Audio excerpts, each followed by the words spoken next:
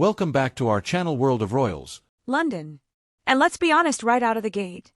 Prince Harry is in serious trouble here. What was supposed to be his big moral stand against the British tabloids is quickly turning into something else entirely.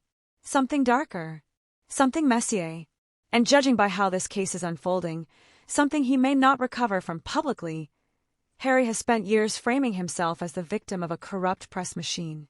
This lawsuit, targeting Associated Newspapers Limited, the company behind the Daily Mail and Mail on Sunday, was meant to be the moment where he finally exposed it all. Illegal information gathering, phone hacking, conspiracies, the works. This was supposed to be Accountability Day. Instead, the case is starting to collapse in real time. And the clearest sign of that? His own legal team is walking away. Not quietly restructuring. Not reshuffling roles. Resigning. Key members gone. Mid-case. That's not normal. That's not a minor hiccup. That's the legal equivalent of your star quarterback leaving the field halfway through the Super Bowl. Insiders are calling it what it looks like, a strategic retreat. They saw where this was going and decided they didn't want to be standing next to him when it hit the wall. Because once the trial actually began, Harry's story started to unravel. His accusations were sweeping. He painted a picture of a coordinated effort by journalists to illegally spy on him and the people around him. But the defense didn't just push back, they went straight for the foundation of his narrative. And they did it by getting very personal. Harry has accused two royal journalists in particular of criminal behavior, Rebecca English of the Daily Mail and Katie Nicholl, spelled Nicholl, a well-known royal commentator and former diary editor at the Mail on Sunday. Criminal behavior. Not aggressive reporting. Not ethical gray areas. Criminal. That's a serious accusation. And once you make it in court, you don't get to walk it back. The problem is, the defense immediately presented a very different version of events. One that doesn't show Harry as an innocent target of shadowy press tactics, but as someone who actively participated in the very media ecosystem he now claims destroyed him. Take the allegations against Katie Nicholl. According to Associated Newspapers, Nicholl wasn't sneaking around trying to spy on Harry at all. She was invited by him. Back in 2011, Harry personally invited her to a private party at Kensington Roof Gardens. Not only that, they stayed in contact afterward, moving in overlapping social circles. That's not a conspiracy. That's social familiarity. And when confronted with Harry's accusations, Nicholl's response, according to the defense, was blunt and devastating. No, Harry. You invited me. That single fact punches a hole straight through his victim narrative.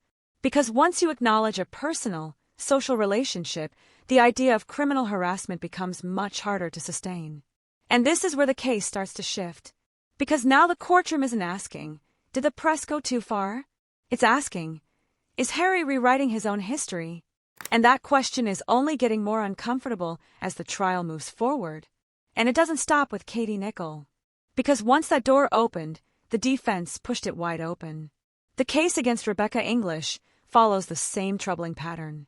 Harry's lead barrister, David Sherburne, tried to present an email from 2010 as proof that English was using illegal methods to gather information. The email showed her contacting a private jet company, allegedly trying to obtain flight details connected to Harry's then-girlfriend, Chelsea Davy, Chelysydvy. Sherburne argued this was evidence of unlawful behavior. But again, the defense dismantled that claim piece by piece. They pointed out something crucial. The email itself proves nothing illegal. No hacking, no deception, no covert surveillance. Just a journalist making an inquiry, something reporters do every single day. And more importantly, they reminded the court who Rebecca English actually is. She's not a rogue operator. She's a long-established royal correspondent with legitimate access during Harry's years as a working royal. Access that came from palace briefings, official engagements, and authorized channels. In other words, she wasn't sneaking in through the back door. She was often invited through the front. Taken together, the impact of these revelations is devastating for Harry's case. Because instead of faceless villains engaging in criminal misconduct, the journalists he's accusing now look like professionals doing their jobs within the system that existed at the time. A system Harry himself benefited from. A system that helped shape his public image for years. And suddenly, His lawsuit starts to look less like a fight for justice and more like a personal reckoning. A vendetta, an attempt to blur the line between aggressive journalism and actual criminal behavior. You could see the toll it was taking on him in the courtroom. Harry didn't look defiant. He didn't look confident. He looked strained, older, worn down, like someone realizing far too late that this battle isn't going the way he imagined. The irony here is almost painful. This is a man who has spent years railing against press intrusion, and now he's sitting in a packed courtroom with reporters documenting his every expression, every reaction, every uncomfortable moment. The entire world watching as his narrative is picked apart in public. And then there's the legal team. Because lawyers don't just walk away from high-profile cases like this unless something is seriously wrong. One legal analyst put it bluntly, when solicitors resign mid-case, it usually means they believe their client's position is unsustainable, that the evidence has collapsed, that the instructions they're being given can't be defended.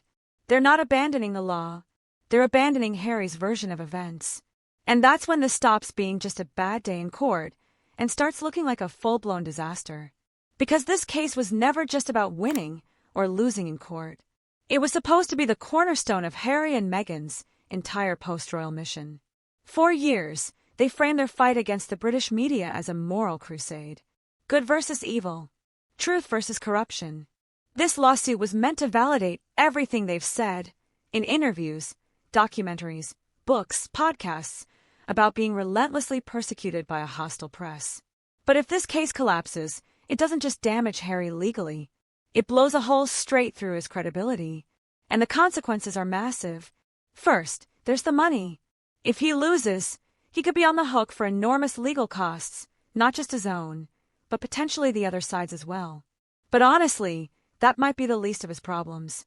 The bigger issue is perception. Because right now, Harry isn't coming across as a principled fighter for justice. He's starting to look thin-skinned, combative, unable to separate legitimate journalism from personal offense. A man who interprets criticism as malice and disagreement as persecution. Meanwhile, the people he's attacking are starting to look reasonable. Katie Nicholl, who, by the way, has recently beaten cancer, isn't some shadowy villain. She's an established commentator defending her professional reputation. Rebecca English has been covering the royal family for years, operating openly within the system that existed at the time. They're not hiding. They're pushing back. And they're saying Harry's story doesn't line up with reality. That shift matters. A lot. Because the trial has now moved beyond the question of what journalists did a decade ago. It's turned into a referendum on Harry himself. His judgment. His relationship with the truth. And whether this lawsuit is about justice or about settling old scores. The image of him in court says more than any legal argument ever could. He looks miserable, diminished, like someone watching their big moment slip away in slow motion. This was supposed to be his chance to finally confront the tabloids on equal footing. Instead, it's turning into a public unraveling. And then there's the silence. Meghan is nowhere to be seen. She's thousands of miles away in Montecito. No public statements. No courtroom appearances. No visible show of support. Nothing. For a couple that built their entire brand on an us-against-the-world narrative, her absence is impossible to ignore. It's not subtle. It's loud. Harry moved his family across the world to escape the press, to protect them, to build a new life. And now, at the moment he needs backing the most, he's standing alone under the harshest spotlight of all. Sources describe the atmosphere around him as tense, heavy, despondent. And the resignation of his legal team didn't just weaken his case, it sent a message. A vote of no confidence. Not just in the lawsuit, but in Harry himself.